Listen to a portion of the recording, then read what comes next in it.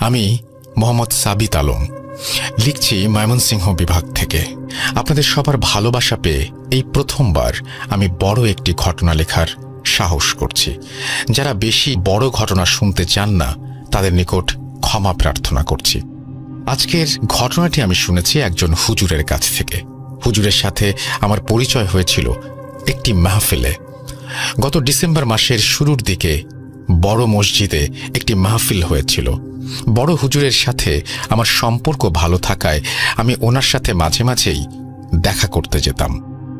সেবার মাহফিল চলছিল, আমার জানা ছিল না, তাই হুজুরের সাথে দেখা করার জন্য আমি অপেক্ষা করছিলাম মসজিদ প্রাঙ্গণে। হঠাৎ বয়স্ক একজন লোক এসে দাঁড়ালেন আমার সামনে, মাথায় টুপি আর পাঞ্জাবি গায়ে। আমাকে দেখে উনি বললেন, অনেকক্ষণ থেকে লক্ষ্য করছি আপনি এখানে দাঁড়িয়ে আছেন, আপনার গলায় ওটা কি? এখানে বলে রাখা ভালো, আমার নিজের সমস্যার জন্য আমি গলায় একটি তাবিজ ধারণ করি। 2015 সাল থেকেই আমি এটা করি। বর্তমানে সেটি আমি প্রতিদিন ব্যবহার না করলেও মাঝে মাঝে ব্যবহার করে থাকি। লোকটার প্রশ্ন শুনে আমি থতমত খেয়ে দুই পাশে আর পেছনে তাকিয়ে দেখি সেখানে আমি ছাড়া বলার মতো কেউ নেই। তখন আমি সেই লোকটির দিকে তাকিয়ে বললাম, আপনি কি আমার সাথে কথা বলছেন?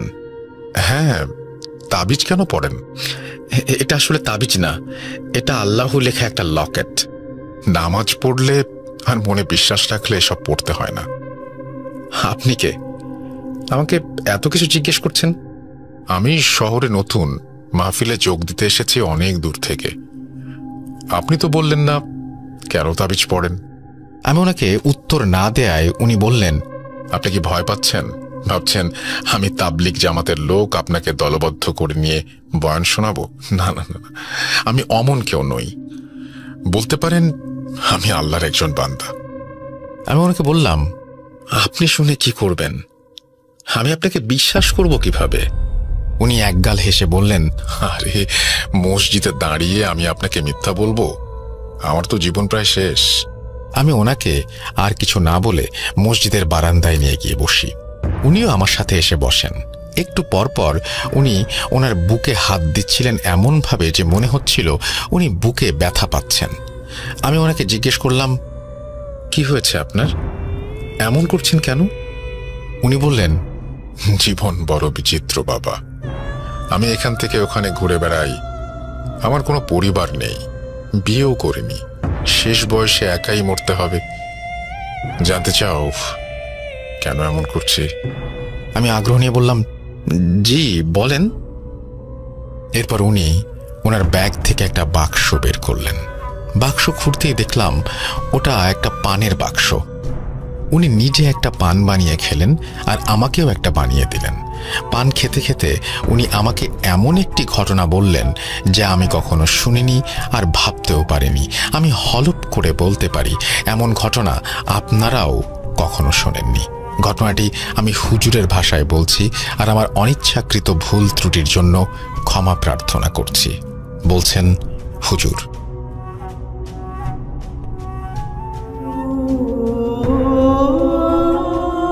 বিসমিল্লাহির রহমানির রহিম। আসসালামু আলাইকুম। আমার নাম আব্দুল আওয়াল।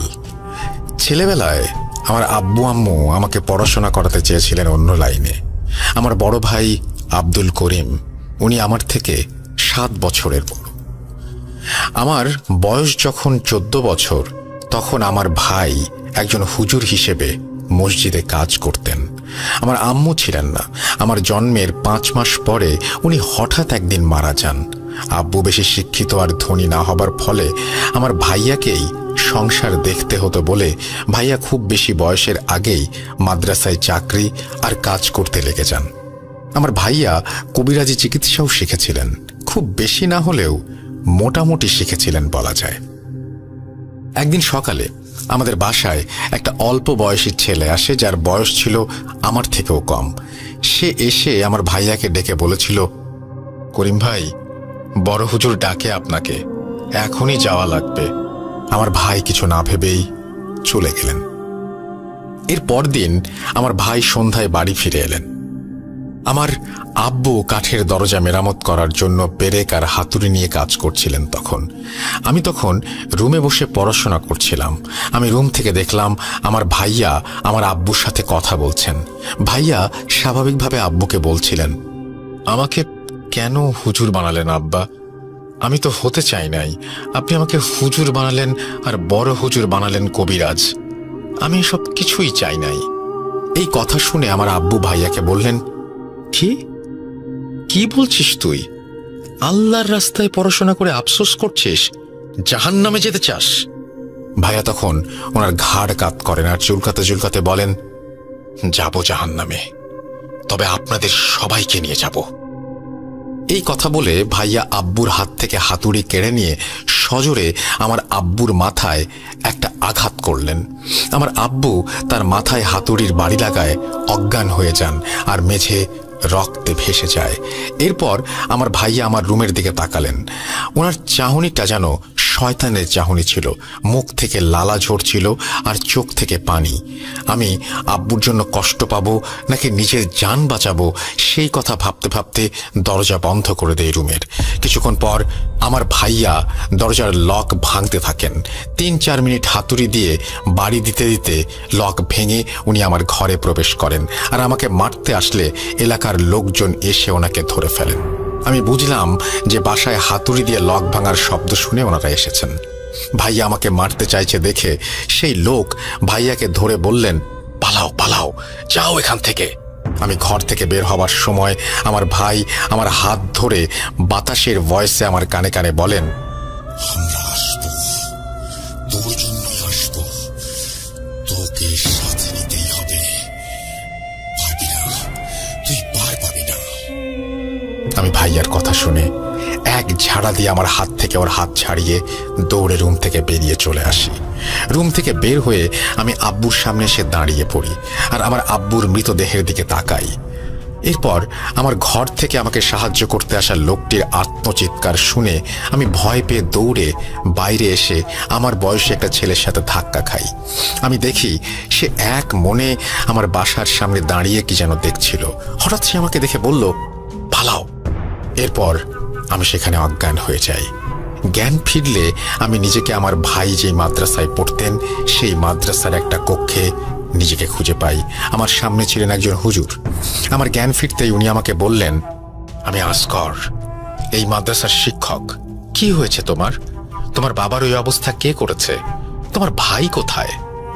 আমি ওনার কথা শুনে ওনাকে আমার আব্বুর কথা জিজ্ঞেস করলে হুজুর আমাকে বললেন, তোমার বাবা আর এই দুনিয়ায় নেই। কেউ কোনো কিছু একটা দিয়ে এমনভাবে আঘাত করেছে যে মাথা ফেটে ভেতরে অনেকটা ঢুকে গেছে আর এতেই তোমার বাবা মারা গেছেন। কিন্তু তোমার ভাই কোথায়? আমি হুজুরকে তখন রাতের সব ঘটনা খুলে বলি আর হুজুর আমাকে বলেন, কি বলছো? তোমার ভাইয়াকে পুলিশ খুঁজছে? এরপর আমি হুজুরকে বলি, হুজুর, ভাইয়া গতকাল কোথায় গিয়েছিল বড় হুজুরের সাথে? আসার পরে এমন অবস্থা। হুজুর আমাকে বললেন, বড় হুজুর মানে আমজাদ হুজুরের কথা বলছো? আমি মাথা নেড়ে হ্যাঁ বোধক সম্মতি জানাতেই উনি বললেন, তোমার ভাইয়াকে আমজাদ হুজুর একটা রোগীর বাড়ি নিয়ে গেছিলেন গতকাল, চলো ওনার সাথে দেখা করি। এরপর হুজুর আমাকে আমজাদ হুজুরের কাছে নিয়ে গেলেন। উনি বললেন, গতকাল তোমার ভাইয়াকে নিয়ে জিনের আসর হয়েছে এমন একটা রোগী দেখতে গিয়েছিলাম। ছেলেটা ছিল তোমার বয়সী।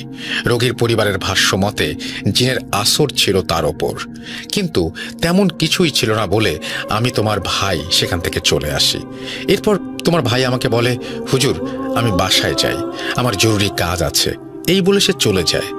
এরপর ভোরের দিকে আমাকে ঘুম থেকে জাগিয়ে মাদ্রাসার একজন ছাত্র বলে, করিমদের বাসায় ঝামেলা হচ্ছে। এই কথা শুনে আমি আসগর হুজুরকে তোমাদের বাসায় পাঠাই। উনি সেখানে গিয়ে দেখেন তুমি বাইরে পড়ে আছো। কি হয়েছে? আমি তখন আমজাদ হুজুরকে সব ঘটনা খুলে বলি। এও বলি যে ভাইয়া বাসায় আসার পর থেকেই খুব বাজে আচরণ করছিলেন আব্বুর সাথে। তার মুখ দিয়ে লালা ঝরছিল আর চোখ কেমন যেন হয়ে গিয়েছিল।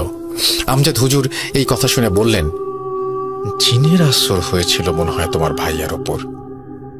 আমি তোকে চিনি, ওর তো এমন করার কথা না। কি হয়েছে বুঝতে পারছি না। এরপর আমজাদ হুজুর আসগর হুজুরকে বললেন আমাকে ওনার ঘরে নিয়ে যেতে। আসগর হুজুর আমাকে ওনার ঘরে নিয়ে আসলে আমি ওনাকে বলি যে ভাইয়া আমাকে বলেছেন যে সে আসবে, আর আরো কি সব।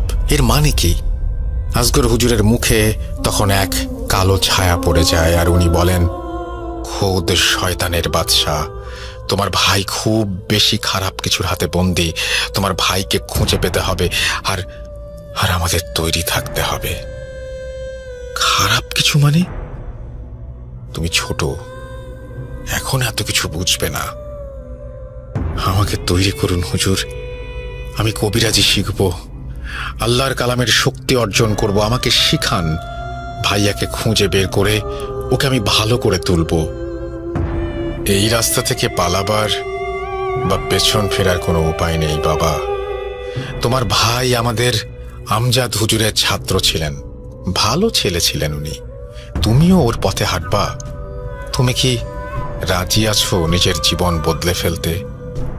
তুমি ভালো ছাত্র, সামনে আল্লাহর ইচ্ছা থাকলে ভালো ভবিষ্যৎ তোমার। তুমি কি সেই সুন্দর ভবিষ্যৎ ত্যাগ করবা? আল্লাহ আমাকে এই মোড়ে এনেছেন হুজুর, আপনি আমাকে শেখান। আমি আমার বাবাকে হারালাম আজ, আমার ভাইকে আমার খুঁজে পেতে হবে। সে আমার একমাত্র পরিবার এখন। এরপর হুজুর আমাকে কবিরাজি আর আল্লাহর রাস্তায় শয়তানের বিরুদ্ধে একজন যোদ্ধা হিসেবে তৈরি করতে রাজি হন। বছরে বছর চলে আমার শিক্ষা। এভাবে 12টা বছর কেটে যায়। আমি শিখেছিলাম আর বিভিন্ন জায়গায় আমার ভাইকে খুঁজছিলাম। আমার ভাইকে আমি কোথাও খুঁজে পাচ্ছিলাম না, আর আমি শয়তানি কোনো অস্তিত্ব অনুভব করিনি এই 12 বছরে। আস্তে আস্তে দিন পার হতে থাকে, আর আমি আমার ভাইয়ের খোঁজ করা জারি রাখতেই থাকি, কিন্তু আশা যেন প্রায় ছেড়েই দিয়েছিলাম। এর কয়েক বছর পর একদিন আসগর হুজুর আমাকে ডেকে বললেন, আউয়াল, তুমি এখন প্রস্তুত। এই 16-17 বছরে আমি তোমাকে কখনোই কোনো কাজে নিয়ে যাইনি, তবে একটা সমস্যা পেয়েছি যার চিকিৎসার কাজ করতে হবে। যাবে আমার সাথে? তোমার ভাই যদি কখনো ফিরে আসে তবে তোমাকে তার ভেতরে থাকা শয়তানের মোকাবেলা করতে হবে। তোমাকে এখন থেকেই অভ্যস্ত হতে হবে। তুমি এখন প্রস্তুত? যাবে? আমি ইনশাআল্লাহ আর অবশ্যই যাব বলে জানাই হুজুরকে। সেদিন সন্ধ্যার পর আমরা একটা বাসার সামনে গিয়ে দাঁড়াই। হুজুরের হাতে বাসার ঠিকানা লেখা কাগজ। বাসার সামনে আমার মতো বয়সী একজন ভদ্রলোক দাঁড়িয়েছিলেন। উনি আমাদের সালাম দিলেন আর জিজ্ঞাসা করলেন, আপনারাই কি কাজ করতে এসেছেন? হুজুর সালামের উত্তর দিয়ে বললেন, জি, চলুন রোগী দেখে আসি। এরপর হুজুর আর আমি সেই ভদ্রলোকটিকে ফলো করে ওনার সাথে ভেতরে গেলাম। বাসার ভেতরে গিয়ে দেখলাম একজন বয়স্ক মহিলা টেবিলের ওপর মাথা দিয়ে চেয়ারে বসে আছেন। আমাদের দেখে উনি চোখ মুছতে মুছতে বললেন, আসছেন আপনারা? আমার স্বামী, উনি কাল থেকে উদ্ভট আচরণ করছে, ওনাকে সাহায্য করেন দয়া করে। এরপর আমরা ওনাকে জিজ্ঞাসা করলাম কাল থেকে ওনার স্বামী ঠিক কি কি করেছেন। এরপর উনি আমাদের যা বললেন তা ছিল কিছুটা এমন, আমার স্বামী পাশের এলাকায় একটি মুদির দোকান করেন। খুব শান্ত স্বভাবের লোক সে। গতকাল সকালে উনি দোকানে গেলেন আর বিকালেই ফিরে আসলেন। বাসায় এসে উনি কিছু না খেয়ে না বলে বিছানায় শুয়ে পড়লেন। আমি বারবার বললাম খেয়ে নাও খেয়ে নাও, কিন্তু সে আমার কথা মনে হয় শোনেই না। সন্ধ্যাবেলায় সে হঠাৎ ঘুম থেকে জেগে উঠে বাইরে চলে গেল। 1-2 ঘন্টা পরে বাসায় এসে আমাকে বলতে লাগলো যে ভাত খাবে সে। আমি তাকে ভাত দিলাম। সে 2 জনের ভাত একাই খেয়ে ফেলল, আর এরপর আরো ভাত চাইল। আমি ওনাকে বলি যে আর ভাত নেই। এই কথা শুনে উনি উঠে এসে আমার চুলের মুঠি ধরে আমার মাথা দেয়ালের সাথে বাড়ি দিতে লাগলেন আর বলতে লাগলেন, কতদিন খাই না, ও না ডাকলে খাওয়াই হয় না। ওই ছেলেকে ধন্যবাদ, ও না থাকলে সর্দার আমাদের ডাকেই না, মরবি, সব মরবি। এই কথা বলে সে রান্নাঘরে গিয়ে বটি নিল আর নিজের গলায় লাগাতে গিয়ে দরজায় কে জানি টোকা দিল জোরে। যে দেখি এই ছেলে যে আপনাদের মাত্র ভিতরে নিয়ে আসলো সে দাঁড়িয়ে আছে।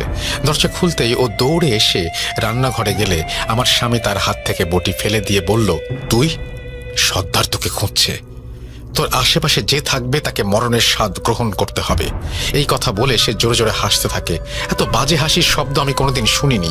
এরপর এই ছেলে আর আমি আমার স্বামীকে রুমে এনে বিছানার সাথে বেঁধে দেই, আর ছেলেটা আপনাদের খবর দেয়, হুজুর দয়া করে ওনাকে বাঁচান, দোহাই লাগে। মহিলার মুখে সব কথা শুনে আমি আর হুজুর সেই ছেলেটির দিকে তাকালাম আর জিজ্ঞাসা করলাম, আপনি আপনি কি জানতেন ওনার স্বামীর সমস্যা হচ্ছে? কিভাবে জানতেন? ছেলেটি উত্তর দিল, হ্যাঁ জানতাম, কিন্তু কিভাবে সেটা জানার সময় এখন না। আগে দয়া করে ওনার স্বামীকে বাঁচান। এরপর আমরা মহিলার স্বামীর ঘরে ঢুকে দেখি ওনার স্বামী হাত পা বিছানার সাথে বাঁধা।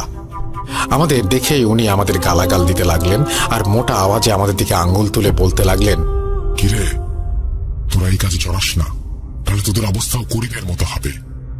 এই কথা শুনে আমি অবাক হয়ে যাই আর দৌড়ে গিয়ে লোকটাকে জিজ্ঞেস করি, করিম? করিম ভাইকে কিভাবে চেনেন আপনি? কে আপনি? করিম এখন কোথায়? বলেন, আমাকে বলেন।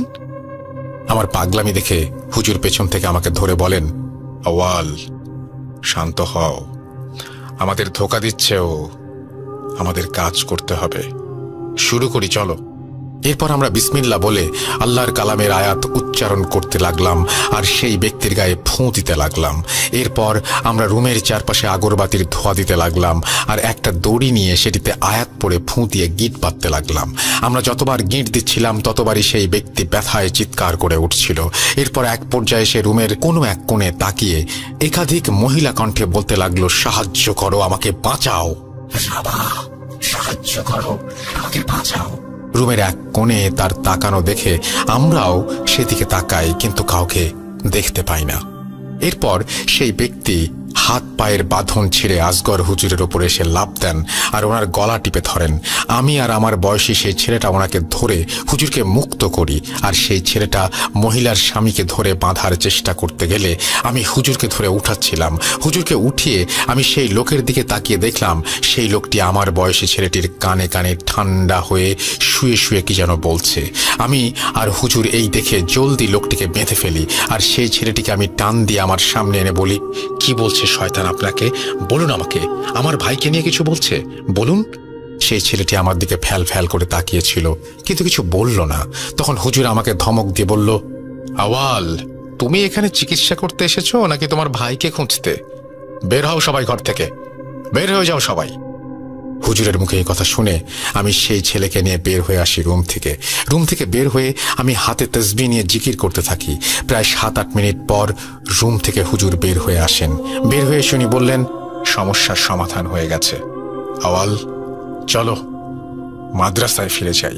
এই কথা বলে উনি আমার হাত ধরে আমাকে নিয়ে চলে যাচ্ছিলেন। আমি দেখলাম হুজুর যেন হাঁটতে হাঁটতে পড়ে যাচ্ছেন। আমি ওনাকে ধরে জিজ্ঞেস করলাম, হুজুর আপনি ঠিক আছেন? কি হয়েছে আপনার?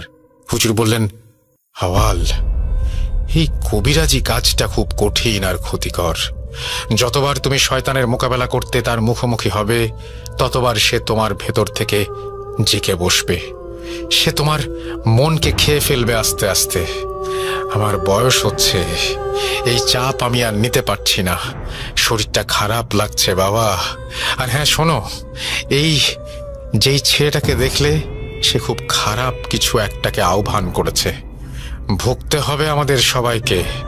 সাবধান, তুমি ওই ছেলের থেকে দূরে থাকবে, আর পারলে এই কাজটাও ছেড়ে দাও। এই কথা বলে হুজুর আমাকে নিয়ে মাদ্রাসায় ফিরে এলেন। সেদিন মাদ্রাসায় ফিরে আমি শুয়ে পড়লাম। আমার ঘরে এসে ভাবছিলাম, এই ছেলেটা কিভাবে বুঝলো মহিলার স্বামীর সমস্যা? মহিলার স্বামী বা আমার ভাইকে কিভাবে চেনেন? ছেলেটার কানে কানে সে কি বা বলেছিল? এইসব ভাবতে ভাবতে আমি ঘুমিয়ে যাই। পরদিন সকালে আমি ঘুম থেকে উঠে সকালের খাবার খেতে বসলে আসগর হুজুরকে অনুপস্থিত দেখে ওনাকে ডাকতে ওনার রুমে যাই। অনেকক্ষণ ডাকাডাকির পরেও উনি দরজা না খুললে আমরা সবাই দরজা ভেঙে রুমে ঢুকে দেখি হুজুর মারা গেছেন। বিছানায় পড়ে আছে ওনার ভয়ার্ত মৃতদেহ, চোখ দুটো খোলা আর ভয়ে মুখটা হাঁ ছিল ওনার। আমরা ওনার চোখ বন্ধ করে দিয়ে মসজিদে ঘোষণা দিয়ে ওনার জানাজা পড়িয়ে ওনার দাফন কাজ সম্পন্ন করি। আমি হুজুরের দাফন শেষে নিজেকে অনেক একা ভাবতে থাকি। কাঁদছিলাম বসে বসে, আর ভাবছিলাম বাবা মারা যাবার পর, আমার ভাইকে হারানোর পর হুজুরই আমার পরিবার ছিলেন। আমাকে আল্লাহ নেক রাস্তায় জ্ঞান দান করেছেন, উনি আমাকে কবিরাজি শিক্ষা দিয়েছেন, আর উনি আমাকে একা রেখে চলে গেলেন। প্রচন্ড মন খারাপের সময় আমি দেখলাম মাদ্রাসার গেইটের সামনে গতকালের সেই আমার বয়সী ছেলেটি দাঁড়ানো। ওকে দেখে আমার কেন যেন খুব রাগ হচ্ছিল। আমি ওকে বললাম, কেন এসেছেন আপনি, কি চান? ছেলেটি আমাকে বলল, আমার নাম ইমরান। গতকালকে হুজুরের করা কবিরাজি কাজ করেনি।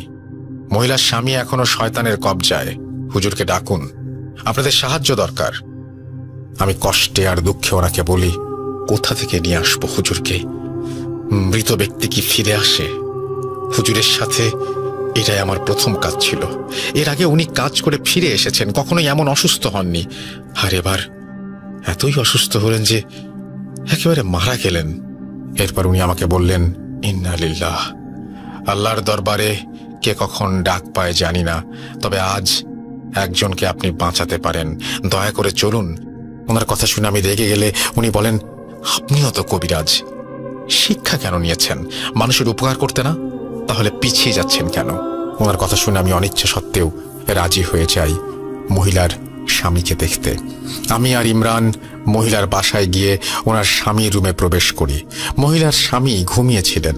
আমি ওনার পাশে বসে ওনার হাতে আতর লাগিয়ে হাতে মালিশ করছিলাম, আর ওনার কনিষ্ঠাঙ্গুলি চেপে ধরতেই লোকটি চিৎকার দিয়ে মোটা গলায় বলে উঠল, রাবা, সাহায্য কর, আমি তোমার কৃতদাস, আমাকে সাহায্য করো। আমি তখন লোকটার আঙুল চেপে দেয়া বাড়িয়ে দিয়ে জিজ্ঞেস করি, কে তুই? কেন এই মানুষটাকে কষ্ট দিচ্ছিস? জানিস না মানুষের শরীর কবজা করা বারণ? কে তুই বল।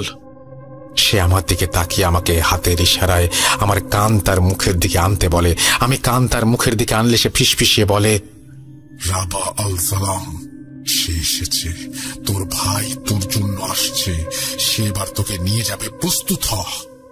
এই কথা শুনে ক্রোধে আমি তাকে জিজ্ঞেস করি, রাবা আল সালাম? এই রাবা আল সালাম কে? কেন তুই তার নাম বললি? আমার ভাইয়ের সাথে ওর সম্পর্ক কি? আমার এই কথা শুনে ইমরান লোকটি গলায় হাত দিয়ে বলে, কোথায় আল সালাম, কোথায়? ইমরানের এই কথা শুনে আমি অবাক হয়ে গেলেও আয়াত পড়া থামাইনি। আমি আয়াত পড়া এরপর আরো বাড়িয়ে দেই, আর আঙুলে চাপ দেওয়ায় বাড়িয়ে দিলে লোকটি জোরে রাবা রাবা বলে চিৎকার করতে করতে বমি করে দেয়। লোকটির বমির রং ছিল একেবারে কালো। আমি বুঝতে পারলাম লোকটির ভেতরে থাকা শয়তান হয়তো চলে গেছে।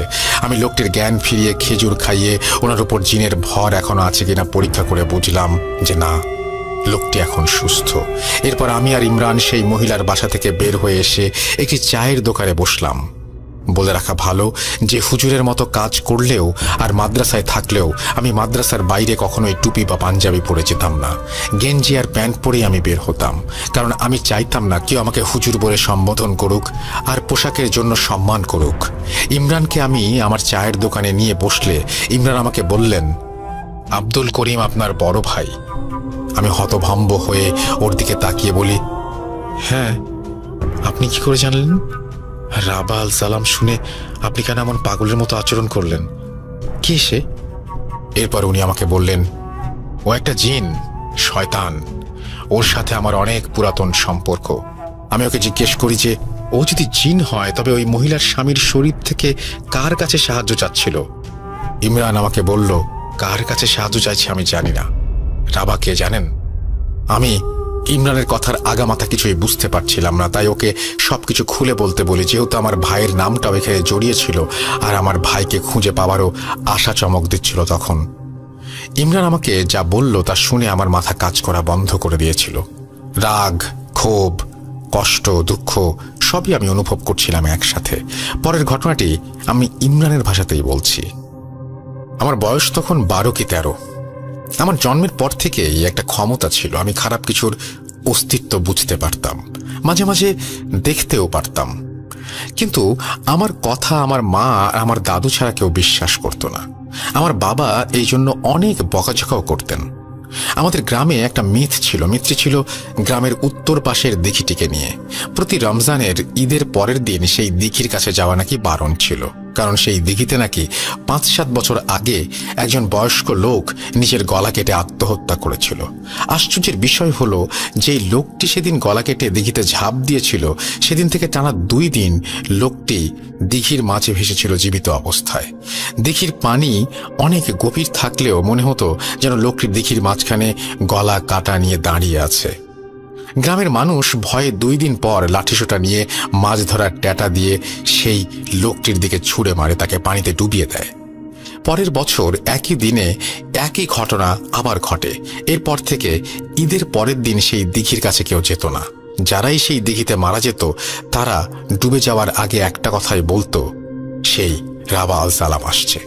এরপর থেকে প্রতি ঈদের দিন সেই দিঘির কাছের মসজিদে মিলাদ ও দোয়া মাহফিল হতো, যেন এই ঘটনা না ঘটে। আমি এই কথাগুলো বিশ্বাস স্থাপন করতে না পারায় এক রমজানের ঈদের পরের দিন মাগরিবের সময় সেই দিঘির কাছে যাই। দিঘির কাছে যেতেই আমি দেখতে পাই কালো একটি অবয়ব সেই দিঘির পানির মাঝখানে দাঁড়িয়ে আছে। আমি ভয় পেয়ে যাই আর চোখের ভুল ভেবে সেখান থেকে চলে আসি। সেদিন রাতে আমি খুব বাজে কিছু একটার অস্তিত্ব অনুভব করি। কেউ যেন বাতাসের আওয়াজে আমাকে বলছে, আমাকে তোর ভেতরে আসতে দে, আমি তোর সাথে মিলে মানবজাতি শেষ করে দেব। সেদিন রাতের বেলা আমি একটি স্বপ্ন দেখি যে হঠাৎ কেউ আমাদের ঘরের দরজা খুলছে।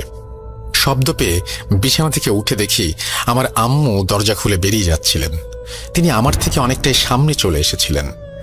এরপর আমি দেখলাম আমার আম্মু দিঘির পাড়ে চলে এসেছেন হাঁটতে হাঁটতে। হঠাৎ আমি দেখলাম আমার আম্মু দিঘিতে ঝাঁপ দিলেন। এই দৃশ্য দেখে যে কেউ যেমন তার মাকে বাঁচাতে এগিয়ে যাবে, আমিও তেমন আচরণ করিনি। আমার কাছে বিষয়টা খুব ভালো লেগেছিল।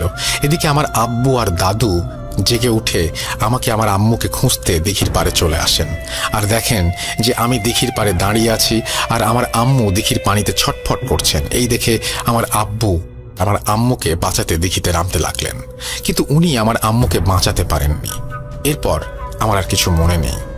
পরের দিন আমার চোখ খুললে আমি দেখি একজন হুজুর আর আপনার ভাই করিম আমার সামনে বসে আছেন, সাথে আছেন আমার আব্বু আর আমার দাদু।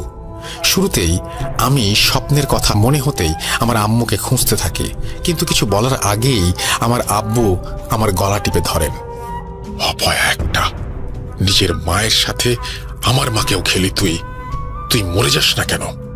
আমার দাদু আমার গলা থেকে আমার আব্বুর হাত ছাড়িয়ে দিলে আমার দাদু কাঁদতে কাঁদতে বলেন, এইটা কি হলো দাদু ভাই? তুমি তোমার আম্মুকে পানি থেকে তোলার চেষ্টাও করলা না? তুমি দিঘির পাড়ে দাঁড়িয়ে হেসে ফেটে পড়ছিলা। তোমার বাবা তোমার আম্মুকে দিঘি থেকে তোলার আগেই সে মারা গিয়েছিল। তোমার মাকে বাসায় এনে দেখি তোমার দাদির ঘরে চালার বাঁশের সাথে জড়িয়ে পেঁচিয়ে নিজের জীবন দিয়ে দিয়েছে। কেন দাদু ভাই, কেন তুমি দিঘির পাড়ে গেলা? এরপর আমি মনে মনে ভাবি, এসব তাহলে স্বপ্ন ছিল না, বাস্তব। নিজেকে চরম দোষী ভাবতে ভাবতে কিছু বলার আগেই আপনার ভাই আর হুজুর আমাকে পরীক্ষা করে আমার আব্বু আর দাদুকে বললেন, এই ছেলের ভেতর কোনো জিনের বাস নেই, ও সম্পূর্ণ সুস্থ, আপনারা চিন্তা করবেন না। এই বলে আপনার ভাই আর হুজুর চলে যান। সেদিন রাতের বেলা আমি আমার ঘুমের মাঝে আবারও আমার ঘরে বাজে কিছুর অস্তিত্ব টের পাই। এরপর আমি ঘুমের মাঝে স্বপ্ন দেখি একটা বাড়ি, যার বাইরে ভয়ার্ত নজরে এক ছেলে দাঁড়িয়ে আছে বাড়িটির দিকে তাকিয়ে। এরপর আমি বিছানা থেকে উঠে হাঁটতে লাগলাম। আমার ঘোর ভাঙল একটা ছেলের ধাক্কায়। আমি তখন দেখলাম যে ছেলের ধাক্কায় আমার ঘোর ভাঙল সেই ছেলেটি একটু আগে দেখা আমার স্বপ্নের মতো একটি বাড়ির সামনে দাঁড়িয়ে বাড়ির দিকে তাকিয়ে আছে। হঠাৎ দেখলাম ছেলেটি অজ্ঞান হয়ে মাটিতে পড়ে গেল। এরপর কয়েকজন লোক আমাকে আর ছেলেটিকে ধরাধরি করে নিয়ে যাচ্ছিল। এমন সময় ঘর থেকে সকালে আসা করিম হুজুর অর্থাৎ আপনার ভাই বেরিয়ে আসলেন। ওনার হাতে একটি বটি আর গায়ে রক্ত লাগানো ছিল। ওনাকে দেখে সবাই ভয়ে এদিক ওদিক ছোটাছুটি করতে লাগলো। করিম হুজুর আমার সামনে এসে দাঁড়ালেন। ওনার চোখ ঝুলে গিয়েছিল আর জিভ অনেকখানি মুখ থেকে বেরিয়ে গিয়েছিল। উনি আমাকে ফিসফিস করে বললেন, আসবো, তোর জন্য আসবো। আগে তোর ভাইকে মারবো, পরে তোকে জিম্মায় নিব। নাম মনে রাখিস, মারসান রাবা আল সালাম। এই কথা শেষ হতেই আমি অজ্ঞান হয়ে যাই। সকালে উঠে দেখি আমি আমার দাদুর কোলে শুয়ে আছি। আমার দাদু আমাকে জানালেন যে গত রাতে আমাকে কি অবস্থায় পাওয়া গিয়েছিল। দাদুর কথা শুনে আমার আব্বু বললেন, শয়তান, এই ছেলে আমাদের ঘরের শয়তানের প্রতিনিধি হয়ে জন্মেছে। আরে ওকে বের করে দাও, বের করে দাও আব্বা, বের করে দাও। আর কত জীবন খাবে ও জানি না, বের করো। আব্বুর এই কথা শুনে আমার দাদু ঠিক করেন আমাকে শহরে আমার চাচার বাসায় পাঠিয়ে দেওয়া হবে। পরের দিন সকালে আমাকে আমার দাদু গ্রামের একজন পরিচিত লোকের সাথে করে শহরে পাঠিয়ে দেন। সেখান থেকে আমি পড়াশোনা করি আর একটা রেস্টুরেন্টে কাজ করি। আমি প্রতি রাতে মারজানকে অনুভব করি। ও আমাকে কবজা করেছিল, আর আমার ছোটবেলা থেকে কিছু জিনিস দেখার ক্ষমতা আছে জন্য আমি মাঝে মাঝে বুঝতে পারি যে মারজান কার ক্ষতি করছে। যেই মহিলার স্বামীকে বাঁচালেন আজ সেই লোক আমার খুব কাছের ছিলেন। আমি যে রেস্টুরেন্টে কাজ করি তার বাইরের একটি দোকানের মালিক ছিলেন। উনি খুব আদর করতেন আমাকে। বহুদিন পরে আমি ঘুমিয়ে স্বপ্ন দেখছিলাম যে লোকটির ক্ষতি হচ্ছে, যেমনটা আমার আম্মুর বেলায় আর আপনার বেলায় দেখেছিলাম যে ওই মহিলার স্বামীর ক্ষতি হচ্ছে। তাই ঘুম থেকে উঠে দৌড়ে ওনাদের বাসায় চলে যাই। আমার বাসা আর ওনার বাসায় একই রোডে। রাতে মাঝে মাঝে আমরা একসাথে ফিরতাম। ওনার বাসায় কখনো যাইনি, কিন্তু চেনা ছিল আমার। আমি যেদিন প্রথম মারজানের কবজায় গিয়েছিলাম সেদিন আপনার ভাই আর হুজুর আমাকে দেখতে আসলে মারজান আপনার ভাইয়ের শরীরে চলে যায় আর আপনার আব্বুকে মেরে ফেলে। আর এখন সে আপনাকে মারার জন্য খুঁজছে। ইমরানের মুখে এই ঘটনা শুনে আমি চায়ের দোকানের বেঞ্চ থেকে দাঁড়িয়ে যাই আর ওর মুখে সজোরে একটা ঘুষি মারি আর বলি, তুই দায়ী। আমার ভাইয়ের এই অবস্থার জন্য তুই দায়ী। আমার আব্বুর মৃত্যুর জন্য তুই দায়ী। আমার এমন অবস্থার জন্য তুই দায়ী। তুই সেদিন কেন মরে গেলি না? তাহলে ভাই তোদের বাসায় যেত না আর আমাদের এসব কিছু হতো না। আমি ইমরানকে মেরেছিলাম জন্য চায়ের দোকানে থাকা বাকি লোকেরা কি হয়েছে জানতে এলে ইমরান ওনাদের দূরে পাঠিয়ে দেন আর আমাকে বলেন, আমি মানছি এটা আমার দোষ, আমার জন্যই আজ এতগুলো মানুষ কষ্ট পাচ্ছে। এখন একটাই উপায়, যদি না চাই যে আর কেউ আমাদের মতো কষ্ট পাক, তাহলে আপনার ভাইকে খুঁজে বের করতে হবে আর মারজানকে শেষ করতে হবে। ইমরানের কথা শুনে আমি নিজেকে কিছুটা শান্ত করি। বলি, এই 12-13 বছর ধরে আমি নিজেও আমার ভাইকে খুঁজছি, খুঁজে তো পাচ্ছি না। এরপর ইমরান আমাকে বলেন, আমরা দুজন মিলে এখন থেকে করিম ভাইকে খুঁজব। তখন আমার মাথায় একটা প্রশ্ন উকি দেয়। আমি ইমরানকে জিজ্ঞাসা করি, আচ্ছা, মহিলার স্বামী উনি কেন বারবার সাহায্য চাচ্ছিলেন? রাবাল জালাম বলছিলেন। মারজানের ঘটনা বুঝলাম, কিন্তু সে রাবাল জালামকে? আমি যতটুকু জানি রাবাল জালাম আরবি শব্দ, এর মানে অন্ধকারের সর্দার। উত্তরে ইমরান বলে যে এই বিষয়ে সে কিছু জানে না। আমি ইমরানকে আবার জিজ্ঞাসা করি, মারজান যদি আমার ভাইয়ের শরীরে থাকে তাহলে মহিলার স্বামীকে কে কবজায় নিল? এর উত্তর ইমরানের জানা ছিল না। সেদিন চায়ের দোকান থেকে বের হয়ে আমি আর ইমরান বাসায় চলে যাই। রাতের বেলা আমি আমজাদ হুজুরের ঘরে গিয়ে ওনাকে সবকিছু খুলে বললে উনি আমাকে বলেন, আওয়াল, এসবের কিছুই আমি জানতাম না। তোমার ভাই আমার জন্য ওই জায়গায় গিয়েছিল, কিন্তু একটা বিষয় খেয়াল করেছ? আমিও কিন্তু গিয়েছিলাম, আমার কিন্তু কিছু হয়নি। আমি হুজুরকে আর কিছু না বলে নিজের ঘরে চলে আসি। আমি ঘুমিয়ে গিয়েছিলাম। এমন সময় আমার ঘরের দরজায় জোরে জোরে কড়া শব্দ পেলাম। আমি দরজা খুলে দেখি মাদ্রাসার এক ছাত্রের সাথে ইমরান দাঁড়িয়ে আছে। আমাকে দেখে বলল, আওয়াল ভাই, আমার বাড়িওয়ালার অবস্থা ওই মহিলার স্বামীর মতো, দয়া করে দেখবেন, চলুন। আমি কিছু না ভেবে আগরবাতি, আতর, একটা দড়ি নিয়ে চলে যাই ইমরানের বাড়িওয়ালার বাসায়। ওনার বাসায় গিয়ে আমরা দেখি বাড়িওয়ালার ছেলে আর স্ত্রী বসে আছে ভয়ার্ত চেহারায়। আমাকে দেখে ওনারা কাকুতি মিনতি শুরু করতে লাগলেন ওনাদের বাবার জীবন বাঁচানোর জন্য। আমি ওনাদের জিজ্ঞেস করলাম কি হয়েছে। বাড়িওয়ালা ছেলে যা বললেন তা ছিল কিছুটা এমন, আমার বাবা বৃদ্ধ মানুষ, হার্টের পেশেন্ট। প্রায় 1 মাস আগে স্ট্রোক করে উনি প্যারালাইজড হয়ে যান। আজ সন্ধ্যায় আমি আর আমার স্ত্রী নামাজ পড়ছিলাম। সাধারণত আমরা একসাথে নামাজ পড়ি না, কিন্তু আজ আমরা একসাথে এশার নামাজ পড়ছিলাম। আমি ইমাম হিসেবে শব্দ করে সূরা পড়ছিলাম। হঠাৎ আমাদের রুমে আমার আব্বু ঢুকলেন আর আমাদের দুইজনের গলা টিপে ধরে জায়নামাজ থেকে ফেলে দিলেন। আমাদের নামাজ ভঙ্গ হয়ে যায়। আমি একেবারে অবাক হয়ে যাই যে আব্বা তো প্যারালাইজড, হেঁটে এখানে কিভাবে এলেন। এরপর আমার আব্বার চোখ উল্টে যায় আর উনি রান্নাঘরে চলে যান। রান্নাঘর থেকে উনি একটা বটি নিয়ে রাবা না কি যেন একটা বলে ওনার নিজের গলায় চালাতে নিলে আমি আর আমার স্ত্রী মিলে ওনাকে ধরে ফেলি। এরপর বাসার সবার চেঁচামেচি শুনে পাশের বাসার মানুষ চলে আসে আর আব্বাকে ওই অবস্থায় দেখে ভয়ে চলে যায়। একমাত্র ইমরান আমাদের সাহায্য করে আর আমার আব্বাকে রুমে বেঁধে রেখে আপনাকে আনতে যায়। কিছু একটা করুন ভাই, আমার আব্বাকে বাঁচান।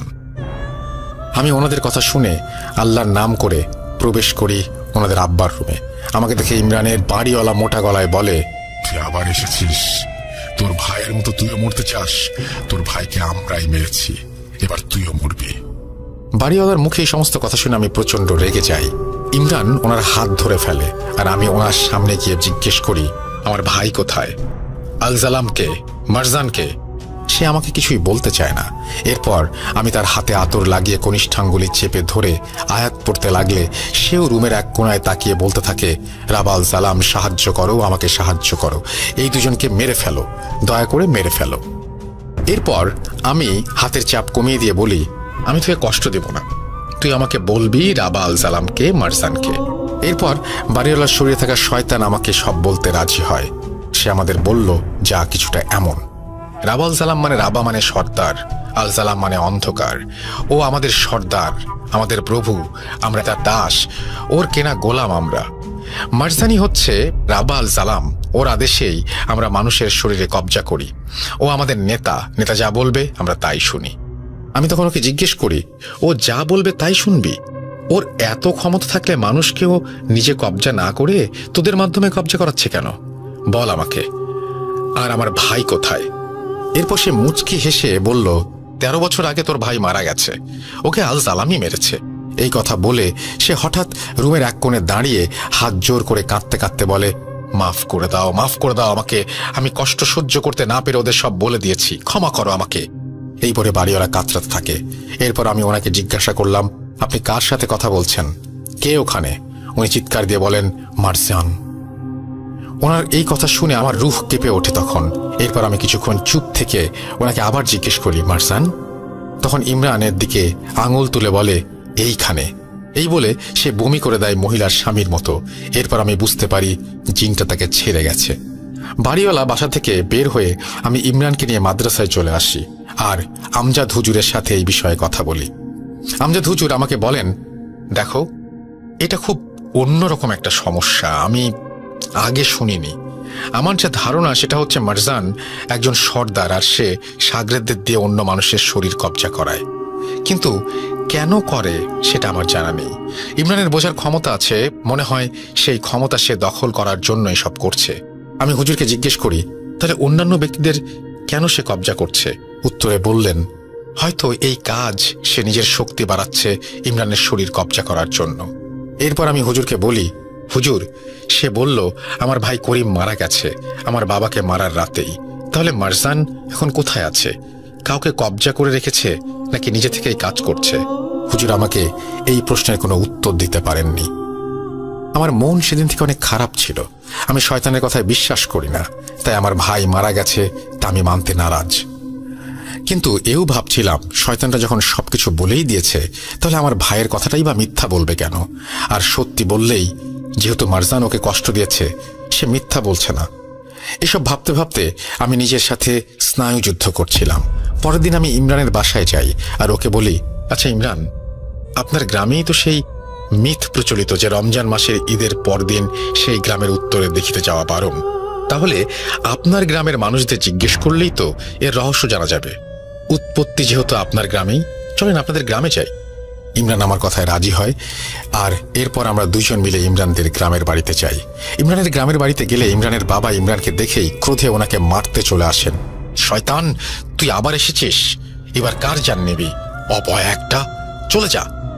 এরপর ইমরানের দাদু ঘর থেকে বের হয়ে আসেন আর ইমরানের বাবাকে শান্ত করে আমাদের ভেতরে নিয়ে যান। আমরা দুপুরের খাবার খাই। এরপর ইমরান ওর দাদুকে মারজানের কথা জিজ্ঞেস করতেই ইমরানের দাদু আমাদের বলেন, বের হয়ে যা আমাদের বাসা থেকে, ওই নাম এখানে নিবা না, আমি কিছু জানি না। তখন আমি ইমরানের দাদুকে আমার পরিচয় দিই আর বলি, 12-13 বছর আগে যে দুইজন হুজুর ইমরানকে দেখতে এসেছিল, ওনাদের মাঝে একজন ছিলেন আমার ভাই, আর এখান থেকে যাবার পর ওনার কি অবস্থা হয়েছিল সেটাও আমি ওনাকে জানাই। এরপর উনি শান্ত হন আর আমাদের একটা ডায়েরি দেন আর বলেন, মারজানকে নিয়ে যত কিছু জানার চেষ্টা আমি করেছি সব এখানে লেখা আছে, একটা ঠিকানাও আছে। আমাকে তো লোকে কিছু বলে নাই, তোমাদের বললেও বলতে পারে, যে দেখো। এরপর আমি আর ইমরান দাদুর ডায়েরি পড়ে যতটুকু জানতে পারি তা ছিল এমন, মারজান একটা জিন যে ধারণা মতে প্রথম একজনের উপর হাজির হয় যার নাম মোহাম্মদ ইফতেখার উদ্দিন। কোনো কারণ ছাড়াই ওনার আচরণ বদলে যায়, আর উনি একদিন রাতের বেলা রান্নাঘর থেকে বটি নিয়ে দিঘির সামনে গিয়ে নিজের গলা কেটে দিঘির মাঝখানে চলে যান আর দাঁড়িয়ে থাকার মতো করে ভেসে থাকেন। 2 দিন ওইভাবেই ভাসার পর গ্রামবাসী তাকে ডুবিয়ে দেয়।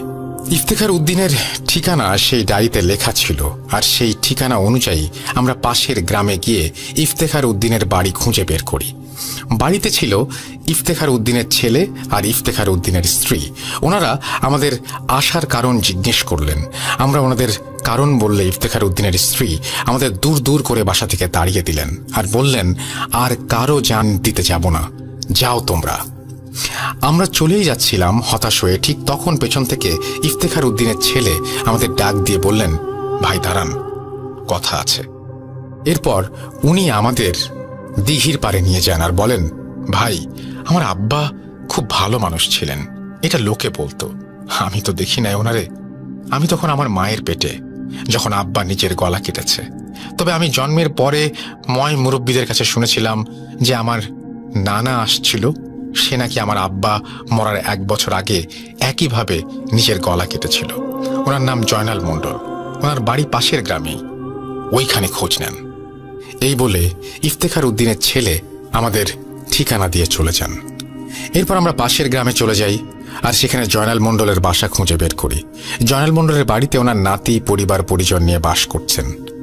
ওনার নাতি আমাদের আসার কারণ জেনে বললেন, এই শয়তান আবার জেগেছে, সব দোষ আমার দাদির। আমি তখন ওনাকে এর মানে জিজ্ঞেস করলে উনি বলেন, আমার দাদি ছিল একটা ডাইনি, সবসময় মানুষের ক্ষতি করে বেড়াতো টাকার লোভে। জিন পালতো সে, দূর দূরান্তের গ্রাম থেকে মানুষ আর বাচ্চা কাচ্চা বশ করে নিয়ে আসতো সে। আমরা কিচ্ছু জানতাম না, তখন সব গ্রামের আশেপাশের অনেক ঘন জঙ্গল ছিল, তাই মানুষ ভাবত যে যারা হারাচ্ছে তারা হয়তো জঙ্গলে সাপ বা জন্তুর হাতে মরছে।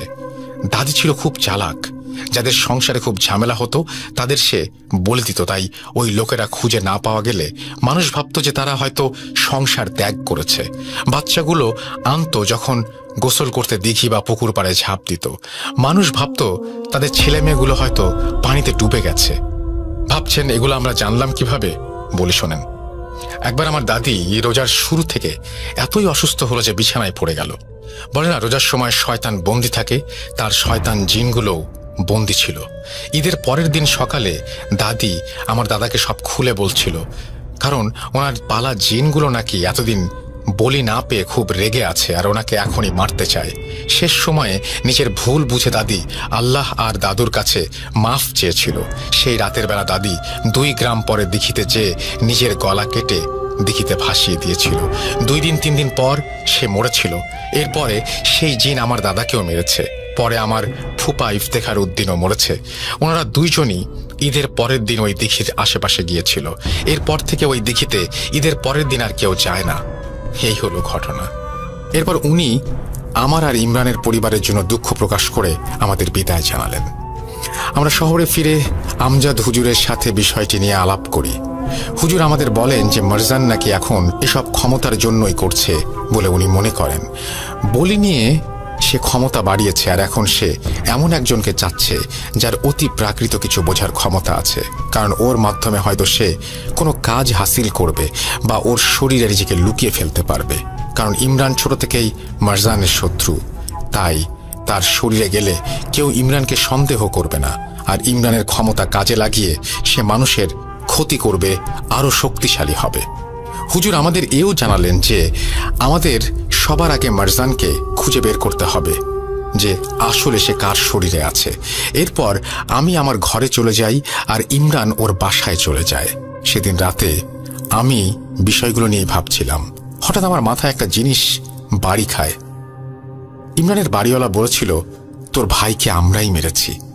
তাহলে কি আমার ভাইয়ের ওপর মারজান ভর করেনি কখনো? আমার ভাইয়ের কাছ থেকে পালানোর সময়ও কি সে বলেছিল যে আমরা আসবো? এও বলেছিল ও আসবে, ইমরানকে বলেছিল আসবো, নাম মনে রাখিস মারজান। এরপর বলেছিল রাবাল জালাম, মানে অন্ধকারের সর্দার। মারজানের সাগরের জিনগুলো ওকে রাবাল জালাম ডাকত, কিন্তু ও তো নিজেকে এই নামে ডাকবে না। আর আমরা আসবো এর মানে তো মারজান জানবে না, কারণ মারজান আসলে সে বলতো আমি আসবো। আমার এই কথাগুলো আমি সাথে সাথে আমজাদ হুজুরকে জানাই। আমজাদ হুজুর আমাকে বলেন, আচ্ছা আওয়াল, এমনও তো হতে পারে মারজান কখনো ইমরানের শরীর থেকে বেরই হয়নি, সে তার এক শাগরেদকে দিয়ে করিমকে কবজা করিয়েছিল। তাহলে কি ইমরানই মারজান? হুজুরের এই কথা শুনে আমার পায়ের নিচ থেকে মাটি সরে যায়। আমার খটকা লাগতে শুরু করে, কারণ ইমরানের বাড়িওয়ালাকে যখন জিজ্ঞেস করেছিলাম যে মারজান কোথায়, সে ইমরানের দিকে আঙুল তুলে বলেছিল এইখানে। তাহলে কি ইমরানই মারজান? এই ভেবে আমি আমার তসবিহ আর প্রয়োজনীয় জিনিস নিয়ে ইমরানের বাড়িতে রওনা দেই। ইমরানের বাড়ি যেতে যেতে আমি ভাবছিলাম, আমি কি তাহলে মারজানের সাথে থেকেই মারজানকে খুঁজছি? ভাবতে ভাবতে আমি ইমরানের বাসায় পৌঁছে যাই। ইমরানের বাসায় পৌঁছে আমি ওর ঘরে বসে ওকে জিজ্ঞেস করি, ইমরান, ছোটবেলায় যেদিন আমার ভাই আর আমজাদ হুজুর আপনার বাড়িতে এসেছিলেন, সেদিন আপনারা কয়জন ছিলেন ঘরে? উনি বললেন 5 জন। আমি জিজ্ঞেস করি কে কে? উনি উত্তর দেন, আমি, আব্বু, দাদু, আপনার ভাই আর আমজাদ হুজুর। আমি ইমরানকে বলি, আমার ভাই আমার বাসার সামনে আপনাকে কি বলেছিল মনে আছে? উনি বলেছিলেন যে আসবো, তোর জন্য আসবো, নাম মনে রাখিস মারজান, রাবা আল সালাম। ইমরান বলল, হ্যাঁ। আমি বললাম, আর আমাকে কি বলেছিল খেয়াল আছে? আমাকে বলেছিল আসবো, প্রথমত মারজান নিজেকে রাবা আল সালাম বলবে না, কারণ এটা ওর নাম নয়, আর ওর উপাধিও শাগরেদ জিন্দা ওকে দিয়েছে। দ্বিতীয়ত আমাকে আমার ভাইয়ের মাধ্যমে সে বলেছে আমরা আসবো, কিন্তু এটা যদি মারজান নিজে হতো সে বলতো আমি আসবো, আমরা কেন বলবে? আমার কথা শুনে ইমরানও এই বিষয়গুলো নিয়ে ভাবতে থাকে আর আমার দিকে তাকাতে থাকে। একটু থেমে সে বলল, আপনি কি ভাবছেন আমি মারজানের কবজায়? আপনি আমাকে সন্দেহ করছেন? আমি তখন ইমরানকে বলি, আমাকে মাফ করবেন, কিন্তু আমি আপনাকে সন্দেহ করছি। এর যথেষ্ট কারণ আছে। প্রথমত, আপনি যে রেস্টুরেন্টে কাজ করেন তার সামনে দোকানের মালিক যার সাথে আপনার ভালো সম্পর্ক, তাকে জিন কবজা করেছিল। আপনার বাড়িওয়ালাকে কবজা করেছিল। আপনার আশেপাশে যারা আছে তাদের সবারই কেন এমন হচ্ছে? কোনো উত্তর আছে? আমাকে প্রমাণ দিন আপনি মারজান নন। এরপর ইমরান রেগে গিয়ে আমাকে জোরে একটা ধাক্কা দিয়ে রুম থেকে বের হয়ে যায় আর বলতে থাকে, ছোটবেলা থেকে আমি ওকে খুঁজে বেড়াচ্ছি, প্রতিশোধ নিতে চাচ্ছি, আর আপনি বলছেন আমি মারজান? বাহ! এরপর আমি ওনার হাত ধরে বলি, সরি, কিন্তু আমাকে এটা করতেই হবে। এরপর আমি আমার হাতে থাকা তসবিহ পড়ে, আমার জানা আয়াতগুলো পড়ে ইমরানের মাথায় হাত লাগিয়ে দেই। ওর কনিষ্ঠাঙ্গুলি চেপে ধরি, ওর মুখে পবিত্র খেজুর গুঁজে দিয়ে দোয়া পড়তে থাকি, কিন্তু কোনো কিছুই আসর করছিল না ওকে। মনে হচ্ছিল যে সে একেবারে স্বাভাবিক, তার শরীরের জিনের কোনো ভর নেই। এরপর আমি ওনাকে বলি, চলুন মসজিদে নামাজ পড়ব। আমরা দুজনে একসাথে নামাজ পড়ি। এরপর আমি নিশ্চিত হই ইমরান মারজান নয়। আমি দ্বিতীয় দ্বিধায় পড়ে যাই, তাহলে মারজান কার শরীরে ঢুকিয়ে আছে? কোনো সন্দেহ নেই যে সেদিন উপস্থিত 5 জনের মাঝেই মারজান একজনের ভেতরে আছে, কারণ ইমরানের দাদা বাড়ি থেকে বের হবার রাস্তা সেখানে উপস্থিত 5 জন ছাড়া আর কেউ জানে না। এরপর আমি ইমরানকে জিজ্ঞেস করি, আপনার বাবার আচরণ কেমন মনে হয় না আপনার? যেমন মারজানের গোলাম জিন্দা আপনাকে দেখতে পাবে না, তেমনি আপনার আব্বাও আপনাকে দেখতে পারে না। উনি নয় তো? এরপর আমরা দুজন মিলে আবার ইমরানের দাদুর বাড়িতে ফিরে যাই আর ওনার বাবার ঘুমানোর জন্য অপেক্ষা করতে থাকি। এরপর ওনার বাবা ঘুমালে আমরা ওনার বাবার মাথায় তসবিহ পড়ে আল্লাহ কালাম উচ্চারণ করে ফুঁ দিয়েও কোনো প্রতিক্রিয়া পাচ্ছিলাম না। আমরা তখন বুঝতে পারলাম যে না, ইমরানের আব্বাও মারজান না, কোনো জিনেরই কবজায় নেই সে। এরপর আমরা ইমরানের দাদুর বাড়ি থেকে বের হয়ে আসি। এরপর আমজাদ হুজুরের সাথে আমি এই বিষয়ে কথা বলি। হুজুর আমাকে বলেন, আমি আসলে বুঝতে পারছি না কি হচ্ছে এসব। সবাই যদি সুস্থ থাকে তাহলে মারজান গেল কোথায়? আমি এর উত্তর জানতাম না। এভাবেই ভাবতে ভাবতে দিন কেটে যাচ্ছিল। হঠাৎ একদিন ইমরান মাদ্রাসায় এসে আমাকে ডাকতে লাগলেন। আমি ওনাকে কি হয়েছে জিজ্ঞেস করলে উনি আমাকে বললেন, ভাই, আমার বাসার একজন মেম্বারের এবার সেম অবস্থা, আসুন সাহায্য করুন। আমি আমার তসবিহ আর বাকি জিনিসপত্র নিয়ে চলে যাই ভাইয়ের সাথে। রাস্তায় যেতে যেতে আমি ওনাকে জিজ্ঞেস করি কি হয়েছে ওনার বাসায় মেম্বারের। উনি আমাকে বলেন, আমি আর আমার এক বন্ধু রুম নিয়ে সেই বাসায় থাকি। আমরা দুজন একই রেস্টুরেন্টে কাজ করি। আজ সন্ধ্যার পর বাসায় ফিরে দেখি সে আয়নায় নিজের মাথা ফাটিয়েছে আর আয়নাও ভেঙে ফেলেছে। রান্নাঘরে যেতে নিচ্ছিল দেখে আমি রান্নাঘরের দরজা বন্ধ করে দিয়ে এসেছি।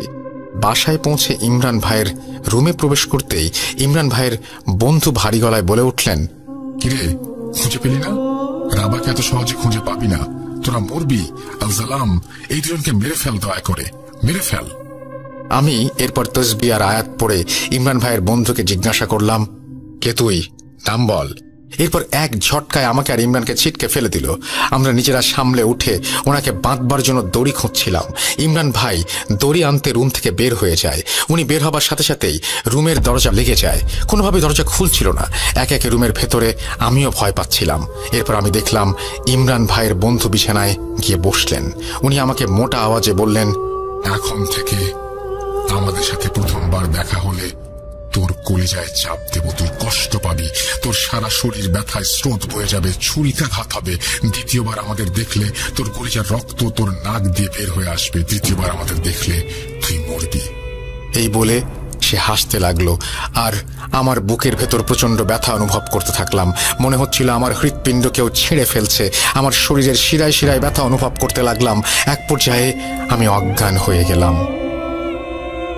এরপর আমার চোখ খুলতে আমি দেখি আমার সামনে ইমরান ভাই আর তার বন্ধু বসে আছে। আমি কি হয়েছে জিজ্ঞাসা করলে ইমরান ভাই কিছু বলতে পারেনি।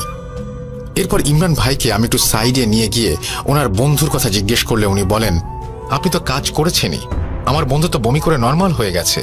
এই কথা শোনার পর আমি মাদ্রাসায় ফেরার প্রস্তুতি নই, কিন্তু রুম থেকে বের হবার আগেই বুকের ব্যথায় পড়ে যাই। ইমরান ভাই আমাকে বারবার জিজ্ঞেস করেন কি হয়েছে। আমি তা ওনাকে কিছু বলিনি। এরপর আমি একটা রিকশায় করে মাদ্রাসায় ফিরি। মাদ্রাসায় ফিরে আমি আমজাদ হুজুরের সাথে বসে কথা বলছিলাম। আমি ওনাকে একবার জিজ্ঞেস করলাম, হুজুর, যারা কবিরাজি করেন তারা কি কিছু অনুভব করেন বা ক্ষতিগ্রস্ত হন? হুজুর আমাকে বললেন, আসলে আল্লাহর কালাম সব থেকে শক্তিশালী। ভালোভাবে নিয়ম মতো কাজ করলে কিছুই হবে না, কিন্তু কেউ যদি এদের নিয়ে একেবারে আচ্ছন্ন হয়ে যায় আর ওদের সাথে বারবার যুদ্ধে জড়ায় তাহলে ক্ষতি হতে পারে। এরপর হুজুর আমার সাথে অন্যান্য বিষয়ে কথা বলার মাঝে থেমে গেলেন আর বললেন, আওয়াল, তুমি আমাকে এটা জিজ্ঞেস করলা, কি হয়েছে বলো আমাকে, তুমি কিছু অনুভব করছো? আমি হুজুরকে কোনো উত্তর না দিলে একটা ধমক দিলেন তিনি। এরপর আমি চুপ থাকলে উনি আমাকে বললেন, এই এক শয়তানের পেছনে জীবন দিতে চাচ্ছ তুমি? নিজের জীবন নিয়ে ভাবো, এসব থেকে সরে আসো, এখনো সময় আছে। শয়তান তোমাকে গ্রাস করে নিচ্ছে, কি হয়েছে বলো। এরপর আমি হুজুরকে ইমরান ভাইয়ের বন্ধুর বলা কথাগুলো বললে উনি আমাকে বলেন, প্রমাণ পাচ্ছ, মরে যাবা তুমি এইভাবে? আমি আজকে ইমরানকে ডেকে বলে দিব যে তুমি আর এসবে নেই। আমি কোনো কথা না বলে চলে আসি সেদিন হুজুরের ঘর থেকে। 5 দিন পর মাদ্রাসায় এলেন এক ভদ্রলোক তার ছেলের সমস্যা নিয়ে। যথারীতি আমি ভদ্রলোকের ছেলেকে দেখতে যাই। ভদ্রলোকের বাসায় গিয়ে ওনার ছেলেকে দেখলাম। দেখে মনে হচ্ছিল সে নর্মাল। আমি ভদ্রলোককে জিজ্ঞেস করলাম, আপনার ছেলের সমস্যা কি আসলে? উনি বললেন, আমার ছেলেটা খুব শান্ত স্বভাবের, কখনোই রাগারাগি করে না। কিছুদিন ধরে স্কুলের টিচারদের সাথে পর্যন্ত হাতাহাতি করছে, বাজে গালাগাল দিচ্ছে, আর রাত হলে জানালার পাশে বসে কার সাথে যেন কথা বলছে। জিজ্ঞেস করলে বলে মারজানের সাথে কথা বলছে। ভদ্রলোকের এই কথা শুনে আমি ওনাকে থামিয়ে দিয়ে বলি, কি বললেন? মারজান? হ্যাঁ, মারজান। আমার ছেলে এই নামটা বারবার বলে আর ভয়ে একেবারে জড়সড় হয়ে যায়। এরপর আমি ভদ্রলোকের ছেলেকে বলি, দেখো বাবা, আমাকে তুমি বন্ধু ভাবতে পারো, তুমি কি কাউকে দেখো, কিছু অনুভব করতে পারলে আমাকে বলো। সে আমাকে বলে সে বিভিন্ন বাজে চেহারার কিছু জিনিস দেখে, যা মানুষ না, তারা নাকি ওকে ধরতে চায়। বাজে চেহারার মানুষগুলো যখন ওকে ধরতে পারে না, তখন একটা বড় কালো ছায়া আসে তাদের মাঝ দিয়ে। সেই ছায়া সামনে এলে বাজে চেহারার জিনিসগুলো নাকি সেই ছায়া মূর্তিটিকে কুর্নিশ করে 2 দিকে সরে যায় এবং সামনে জায়গা করে দেয়। ওই ছায়াটিই নাকি মারজান। এরপর আমি বুঝতে পারি যে এই ছেলেটাও জিনের কবজায় যেতে চলেছে। আমি এরপর সেই ছেলেটাকে একটা তাবিজ দেই, যে তাবিজ তাকে শরীরে ধারণ করতে হবে না, এই তাবিজটা ওর বিছানায় রাখতে হবে বলি, আর ওকে শরীর বন্ধ করার দোয়া শিখিয়ে দেই। এরপর আমি সেখান থেকে চলে আসতে নিলেই সেই ছেলেটা ভারী গলায় বলে, আওয়াল, আমি করিম, তোর ভাই, আমাকে দেখবি না? ওর কথা শুনে আমি হতভম্ব হয়ে পেছনে তাকাই আর দেখতে পারি যে ছেলেটাও জিনের কবজায় চলে গেছে। শয়তানগুলো বুঝতে পেরেছিল যে আমার দেয়া ওষুধ এখান থেকে ওদের দূর করতে পারত, তাই ওষুধের কাজ শুরু হবার আগেই ধরে ফেলেছে ছেলেটাকে। আমি ছেলেটার বাবাকে আর বাসায় থাকা আরেকজন পুরুষ মানুষকে দিয়ে ছেলেটার হাত পা ধরে রাখি, আর আমি আয়াত পড়া শুরু করি। আউযুবিল্লাহি মিনাশ শাইতানির রাজিম পড়তেই আমার বুকে ব্যথা অনুভব করি। ধীরে ধীরে ব্যথাটা আমার শরীরে ছড়িয়ে যায়। এরপর আমার নাক দিয়ে রক্ত পড়া শুরু হয়। আমাকে দেখে ছেলেটা হাসতে থাকে আর ভারী গলায় বলে, বলেছিলাম না পরের বার মরবি। রাবা, ওকে এখনই মেরে ফেলো না, ও মরে যাক, মেরে ফেলো ওকে। ছেলের এই কথা শুনে আর আমার এই অবস্থা দেখে ছেলের বাবা আমাকে ধরতে এলে আমি ইশারা দিয়ে ওনাকে থামিয়ে দেই আর খুব কষ্টে দোয়া পড়তে থাকি। ছেলেটি আমাকে বলে, এত দম তোর, হার মানবি না। এরপর আমি রুমে থাকা সবাইকে আয়াতুল কুরসি জোরে জোরে পড়তে বলি। সবাই আয়াতুল কুরসি পড়ছিল আর আমার জানা দোয়া কালাম আমি পড়ছিলাম। সবার আয়াতুল কুরসি পড়া শেষ হলে আমি আমার তসবিহ ছেলেটার মাথায় দিতেই সে মারজান বলে অজ্ঞান হয়ে যায়। এরপর অচেতন অবস্থায় পড়ে যেতে নিলে আমাকেও কেউ পেছন থেকে ধরে ফেলে আর বলে, আওয়াল, তোমাকে বারণ করেছিলাম আমি সব কাজ করো না। আমি বুঝতে পারি এটা আমজাদ হুজুরের গলা। আমি স্বাভাবিক হয়ে আমজাদ হুজুরকে জিজ্ঞেস করি, হুজুর, আপনি এখানে কেন? হুজুর বলেন, তুমি আমাকে না বলে আবার এসেছো। মাদ্রাসার একজন ছাত্র আমাকে জানিয়েছে তুমি নাকি কাজে গেছো। এরপর আমি এখানে চলে এসেছি তোমাকে থামাবার জন্য। এসে দেখি তুমি নিজেই থেমে যাচ্ছ। আমি এবার আমজাদ হুজুরকে কিছু বলিনি আর ওনার সাথে মাদ্রাসায় চলে আসি। মাদ্রাসায় যাবার পর উনি আমাকে বলেন, তোমাকে ইমরানের কাছ থেকে দূরে থাকতে বলেছিলাম না, তাহলে কেন আবার গেছো? আমি বললাম, হুজুর, এটা ইমরানের আনা কোনো সমস্যা না, এটা তো ছেলেটার বাবা তার ছেলের জন্য নিয়ে এসেছিল। হুজুর আমাকে বললেন, তাহলে তোমার বুকে ব্যথা হলো কেন? মারজান নাম ছেলেটা কিভাবে বলল? আমি কিছুটা অবাক হয়ে যাই। হুজুর কিভাবে জানলেন আমার বুকে ব্যথা হয়েছিল? আর ছেলেটা যে মারজান নাম বলেছে সেটাই বা তিনি কি করে জানলেন? আমি হুজুরকে কিছু না বলে আমার ঘরে চলে আসি। আমার মনে এবার হুজুরের বিষয়ে সন্দেহ হতে থাকে। সেদিনের 5 জনের মাঝে কয়জন বাকি আছে যাদের পরীক্ষা করা হয়নি ভাবতে থাকি। আমার ভাই নেই, ইমরান নয়, ইমরানের বাবা নয়, বাকি থাকে ইমরানের দাদু আর হুজুর। আমি এরপর কিছু না ভেবেই ইমরানের কাছে চলে যাই আর ওকে বিষয়টা জানাই। ইমরানকে আমি জিজ্ঞেস করি, কোনোভাবে কি আমজাদ হুজুর হতে পারে মারজান? তখন ইমরান কিছুক্ষণ ভেবে আমাকে খুব চাঞ্চল্যকর একটা তথ্য দেয়। প্রথমবার যে মহিলার স্বামী জিনের কবজায় গিয়েছিল তার বাসায় সেদিন সকালে নাকি আমজাদ হুজুর মিলাদ পড়ানোর জন্য দাওয়াত পেয়ে এসেছিলেন। ইমরান নাকি দেখেছিল। এরপর আমরা প্যারালাইজড লোকটা অর্থাৎ ইমরানের বাড়িওয়ালার বাসায় গিয়ে জানতে পারি যে বাড়িওয়ালার ছেলে যেদিন বিকালে তার বাবার সুস্থতা কামনার জন্য হুজুরকে বাসায় এনেছিলেন। এরপর সর্বশেষ ছোট ছেলেটার বাসায় হুজুর নিজেই গিয়েছিলেন। সর্বশেষ কার বাসায় গিয়েছিলাম জানতে চাইলেন। তখন ইমরান আমার কাছে। আমি ওনাকে পরিচয় দিতে উনি বলেন, ওই লোকটাকে জানেন? আমি বললাম, কে? উনি বললেন, ওই লোকটা আমি যে রেস্টুরেন্টে কাজ করি সেটার মালিক। আমার আর বুঝতে বাকি রইল না যে মারজান আর কেউ নয়, মারজান হচ্ছে আমজাদ হুজুর। এতগুলো বছর ধরে মারজান হুজুরেরই শরীরে বসবাস করছে। আমি ইমরানকে জিজ্ঞাসা করি, আপনি এই বিষয়গুলো আমাকে আগে বলেননি কেন? ইমরান বললেন, হুজুর মিলাদ আর দোয়া করতে এসেছেন এখানে, সমস্যা কিভাবে বুঝবো বলেন? এরপর আমি ইমরানের সাথে বাজারে গিয়ে একটা তসবিহ কিনি আর মাদ্রাসার সামনে আসি। আমি ইমরানকে সরাসরি তার গ্রামের বাড়ি চলে যেতে বলি। এরপর আমি মাদ্রাসার ভেতরে গিয়ে আমজাদ হুজুরকে বলি, হুজুর, গ্রামে একটা দাওয়াত আছে, আজ যাবেন? হুজুর যেতে রাজি হলেন।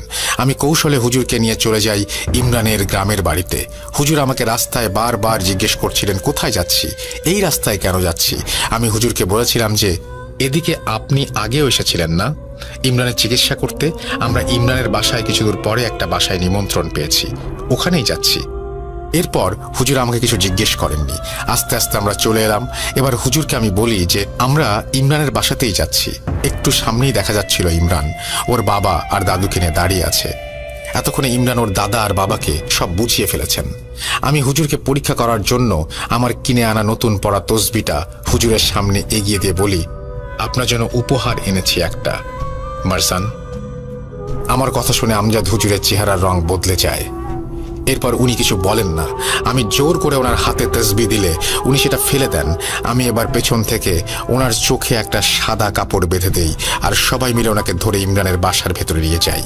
এরপর ওনাকে গোল বৃত্তে বানিয়ে বসাই।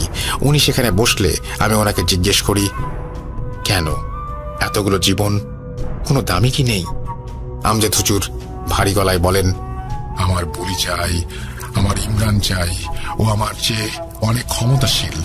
ওর শরীরে আমি থাকতে পারিনি, তাই এতদিন এত সব জিন বশ করে আর মানুষের ক্ষতি করে ক্ষমতা লাভ করেছিলাম। আমি যেন ইমরানের উপর ভর করতে পারি। আমাকে তোরা আমার কাজ করতে দে। এই কথা বলার পরে আমি বুকে প্রচন্ড ব্যথা অনুভব করতে থাকি আর মাটিতে লুটিয়ে পড়ি। আমাকে তখন মারজান বলতে থাকে, তৃতীয়বার এখন তোর সময় শেষ। আওয়াল বারণ করেছিলাম, সাবধান করেছিলাম তোকে যাস না, এই কাজ করিস না, তুই মানলি না, এবার তুই পড়বি।